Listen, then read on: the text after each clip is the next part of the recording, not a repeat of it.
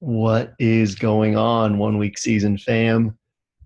JM to win here. Apparently, my video stays up. So today's kickoff, first day of NFL. So I haven't showered in like 2 days. Hope you guys don't mind my crazy appearance. But I wanted to show you guys this GPP Ceiling tool that we just got finished and really, really excited about it. So one of the things that I've loved about running the site is essentially trying to train myself to not worry about what everyone will love, and instead realizing that if I try to think through what would I want on an NFL DFS site, that everyone who has a similar mindset to me, everyone who has a similar approach to me, will find those things to be really useful. And that's one of the cool things about making the site free for week one every year, is that people can come to the site and see. Some people will come and see, okay, this isn't for me, this isn't a match for me, and that's cool. And the goal isn't for everybody to like the site. The goal is for people who have a similar mindset to me, people who approach things a similar way to the way I approach things, people who are very process oriented, etc., can come on and really find a lot of usefulness and utility out of the site.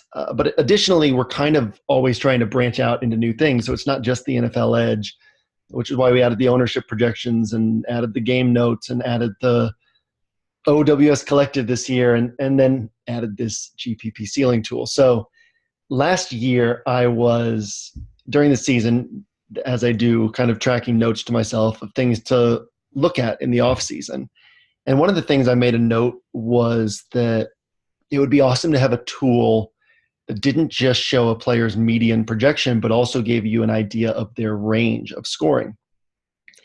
And if you've read me for any number of years, you probably know I don't use projections. I've never used projections a single time in DFS. And part of the reason for that is that projections are going to show you a player's median projection, and we're not targeting a player's median projection. In cash games, we're really more concerned about a player's range because we want a team, a 9-player roster that has an overall high floor and high ceiling.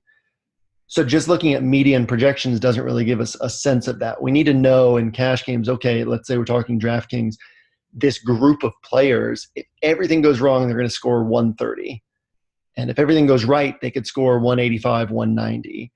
And typically, a cash line is going to be about 150, 155. So if you can have a floor, everything goes wrong and you're hitting 130, you're probably in pretty good shape, because most of the time, 70% of the time, 75, 80% of the time, you're going to be above that threshold. If you can build teams like that over time, then you have a 70%, 75% win rate in cash games. Tournaments, we're obviously more concerned about ceiling because, and I talk about this a lot, you do want floor because you don't want one player wrecking your roster. But depending on the tournament type, ceiling becomes more and more important. And if we're trying to win a tournament, we want to know what a player can do. So the GPP Ceiling tool, and it's super simple. And in fact, you could even just use it as a straight projections. I'll show you. Let's look at DraftKings quarterback, put in 50th percentile, and not put anything in minimum ceiling. And this will run the numbers and essentially give us, as you see, their 50th percentile projection, their 50th percentile projection.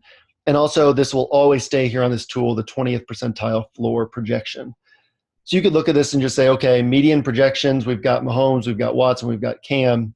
Here are the scores we're looking at. But here's where things get really cool, is you can also go 75th percentile projections. And as you see, it updates. You still have the 20th percentile. You have the floor right here.